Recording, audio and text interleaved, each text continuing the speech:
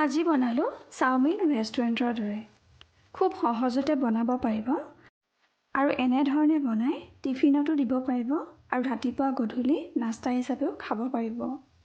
Chowmein বনাবলৈ প্ৰথমে মই পেনখনত পানী গৰম হ'বলৈ দিলোঁ। তাত অলপ নিমখ দিলোঁ। পানী গৰম হোৱাত নুডলছখিনি দি অলপ লৰাই দিলোঁ যাতে নুডলছখিনি লাগি নাযায়।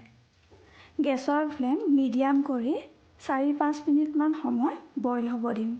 নুডলছখিনি অলপ সিজিব বাকী থাকোঁতে নমাই দিম। আৰু এতিয়া নুডলছখিনি হৈ গ'ল। এতিয়া পানীখিনিৰ পৰা নমাই ঠাণ্ডা পানী দি নুডলছখিনি চাকি ল'ম যাতে নুডলছখিনি এডাল এডাল হৈ থাকে। ইফালে পেন এখনত তেল দিলোঁ। তেলখিনি অলপ গৰম হোৱাত এতিয়া আদা সৰু সৰুকৈ কাটি লোৱাখিনি দি দিলোঁ আৰু অলপ ভাজি ল'ম। তাত কণী এটা ভাগিলোঁ।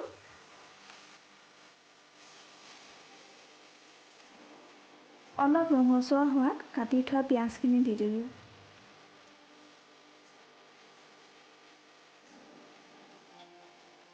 পিঁয়াজখিনি অলপ ভাজি ল'ম যাতে তাৰ কেঁচা ভাৱটো নাথাকে। কাটি থোৱা বন্ধাকবি, কেপচিকাম, গাজৰখিনি দি দিলোঁ। আৰু গোটেইখিনি মই এটা চাইজত মিহি মিহিকৈ কাটি লৈছিলোঁ। এনেধৰণে কাটিলে দেখিবলৈ ধুনীয়া হয়। গেছৰ ফ্লেমটো বঢ়াই গোটেইখিনি ভালদৰে লৰাই দিব লাগিব যাতে তাৰ পৰা পানীটো ওলাই অলপ সিজি যায়। আৰু ইয়াত দিলোঁ আধা চামুচ জালুকৰ গুড়ি আৰু এচামুচ ভিনেগাৰ।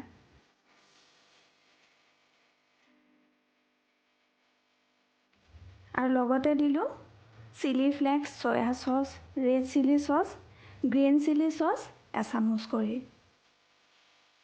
ভালদৰে গোটেইখিনি মিলাই লৈ এতিয়া নুডলছখিনিও দি দিলোঁ।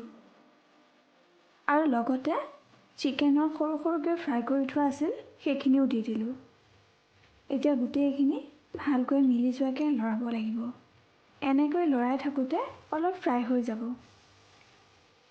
খালি লৰাওঁতে এটা কথাই মন কৰিব লাগিব যাতে নুডলছখিনি ভাঙি নাযায়। যেনেকৈ আমি বইল কৰিছিলোঁ সেই তেনেধৰণেই থাকে। এতিয়া সোৱাদ অনুযায়ী নিমখ আৰু টমেটো চচ 2 চামুচ দি মিলাই দিলোঁ।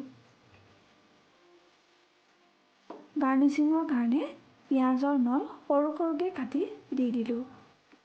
আপোনালোকে এবাৰ বনাই চাব আৰু কেনেকুৱা পালে জনাব।